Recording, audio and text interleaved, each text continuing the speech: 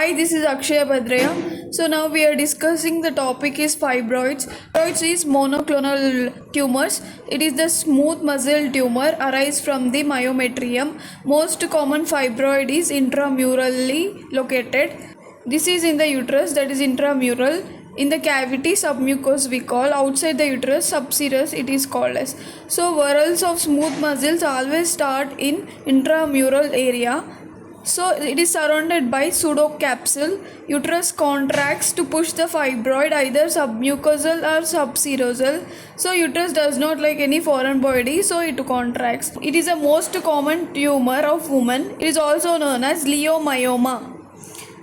Etiology: incidence is 30% of the women. More than 50 years, it will occur 80% of the women. So fibroids are not seen before puberty or after menopause due to the absence of estrogen. 2 to 5% more chance for female relative if we have one fibroid.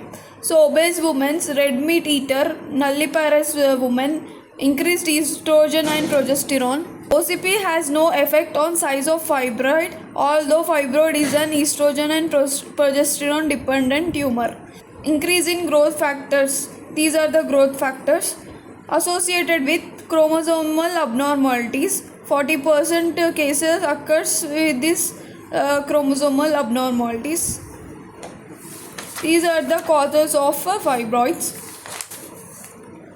So Figo classification of fibroid. Type 0 is pedunculated. This is the pedunculated. It is in the intracavity or in submucosal. Type 1 is less than 50% intramural, rest in the cavity. Less than 50% is in intramural, rest in the cavity. Type 2 is more than 50% is in the intramural, rest in cavity or submucosal. Type 3 is 100% is in the intramural but it touches the cavity. Fourth type is intramural only. Fifth type is more than 50% is intramural, rest is serosal. Rest is in subserosa. Type 6 is less than 50% is intramural, rest in is subserosa. Seventh is pedunculated subserosal. Type 7 is pedunculated subserosal. Type 8 is parasitic fibroid, that is detached fibroid that may struck to diaphragm or omentum, and it is also cervical fibroid. Based on the location, number has been assigned to the fibroids. If the fibroid is impinging on two locations at once, then mucosal location should be mentioned first, followed by serosal location. Type 2 is in cavity and intramural. Type 5 is in intramural and subserosal. So it is called as type 2 and 5 are called as hybrid fibroids.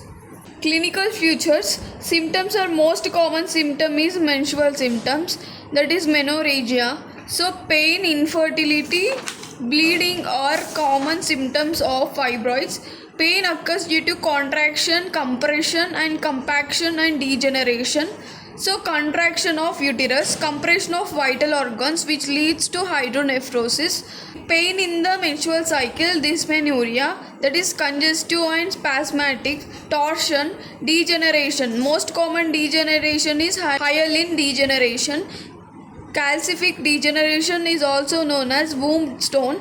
Cystic degeneration, lipoid degeneration, necrotic infectious degeneration. Most common degeneration in pregnancy is red degeneration. It starts in second trimester and treatment is conservative management. Infertility, compression of foreign body action. Due to the foreign body in the uterus, that leads to compression which leads to abortion and will decrease the implantation and there will be expulsion of embryo. These are the uterine factors. Tubal factors, blocked tube especially in cornu and stretched tubes. Bowel and bladder symptoms, compression of fibroids. So posterior fibroid cause constipation, increased frequency and hesitancy of urination. Posterior cervical fibroid pushes uterus forward. This is uterus, here fibroid, this is sacrum, This is urinary bladder, pubic symphysis, urethra. So compression in the here in urethra will leads to urinary retention. So bleeding occurs due to endometrial recruitment. Bleeding is due to increasing endometrial recruitment. Poor contractility due to presence of fibroid. This is squeezing is not perfect. So increased vasodilator prostaglandins, which leads to bleeding. Management of fibroid. So complaints are heavy menstrual bleeding, pressure symptoms, infertility. So in submucosal fibroid type 0, type 1, hysteroscopic myomectomy is done. And in type 2, if the size is more than 5 cm, laparoscopic myomectomy is done. So intramural or submucosal fibroid medical management is the first line drugs are given. If it is fails, then we have to give second line drugs. If it is fails, UAE, that is uterine artery embolization, and that also if it is fails, we have to do hysterectomy or magnetic resonance guided forced ultrasound. MRGFUS, we have to do high intensity focused ultrasound. If in pressure symptoms, medical management is the treatment of the choice, will decrease as the size of the fibroid. GnRH analogs we have to give continuously. Infertility is most commonly seen in submucosal fibroid. We have to treat like heavy menstrual bleeding only. This treatment is done.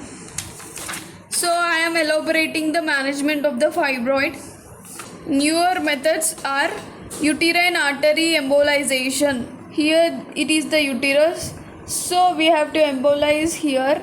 This is the uterine artery by using polyvinyl alcohol particles to stop blood supply to uterus, stop growth of the fibroid. So up to 80% reduction of pain and bleeding is done. High frequency USG, HIFU, high frequency focused USG, or MIGFUS, MRI guided focused USG. This will be reduced size of the fibroid. Intrauterine progesterone devices, that is Mirena, levonorgestrel, it is an IUCIDs. So resulting in atrophy of the endometrium, there will be no bleeding. Surgical management. So prerequisites are hemoglobin more than 10 grams percent, arrange blood, minimize the incision on uterus, avoid posterior wall incision. Side effect is retroversion, leads to infertility. Intraoperative techniques to decrease blood loss, tourniquet, uterine clamp, vasopressin usage, reduce handling of fallopian tube. Semen analysis, do not operate the woman without semen analysis of her husband. Fibroid in pregnancy is not touched. Treatment is conservative. In younger women, myomectomy. In older women, we have to do hysterectomy. Myomectomy means only fibroid removal of myoma, that is fibroid. For planning pregnancy, we will do myomectomy. If fibroid is within uterine cavity, open techniques. Alternative to open procedure is laparoscopic myomectomy, high skilled procedure. Principles of treatment. If the fibroid is less than 5 centimeters with no pain, bleeding, infertility, no treatment is required. If small fibroid less than 5 centimeters with pain, bleeding or infertility, treatment is required. If large fibroid greater than 10 centimeters with pain, bleeding, infertility, treatment is required. If the large fibroid greater than 10 centimeters, no pain, bleeding, infertility, asymptomatic patient, also treatment is required. So here the size of the fibroid is more, means the degenerative changes is also more. Most common degeneration is hyaline degeneration.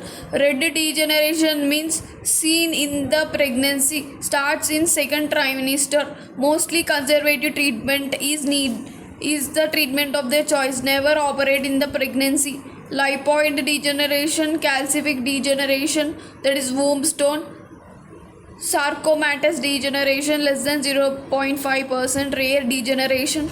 In elderly women, hysterectomy is the treatment of the choice. Medical management, NSAIDs will decreases pain and bleeding.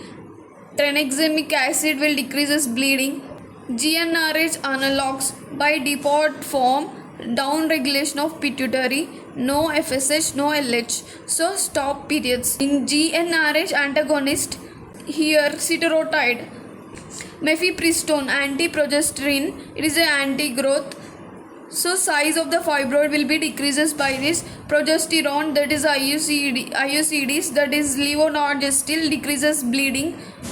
Ulipristal, that is selective progesterone receptor modulator, it also will decreases bleeding. Pure antagonistic action on progesterone receptor. Ulipristal. Criteria for laparoscopic myomectomy: if number of fibroids is 3 to 4, so if less than 5 centimeters can be removed by laparoscopic myomectomy. Only one fibroid less than 15 centimeter can be also removed. For type 5, 6, 7 easily removed by this procedure. Fibroids which are on the surface of uterus, that is on fundus, easily removed by laparoscopy. Blood loss is less and surgery longer but early recover. So criteria for hysteroscopic myomectomy: fibroid is less than 50% intramural, size is less than 3 centimeters, indicated for type 0-1 fibroids. Even type 2 fibroid can be removed. Some surgeons will be do it. That is submucosal fibroids, we will do hysteroscopic myomectomy. Distension of uterus using fluid may be required for visualization and manipulation. This is uterus, this is pouch of Douglas, this is hysteroscope. Here fluid for distension to see the fibroid, this is the light, and in pouch of Douglas into the peritoneum cavity, fluid is absorbed. Here in pouch of Douglas into peritoneum cavity, the fluid is absorbed. Fluid can escape into peritoneal cavity or into the circulation. So fluid deficient should be monitored. So deficient of media to be considered. Non-elective media, that is glycine. If deficient is 500 to 700 ml, we have to be warned.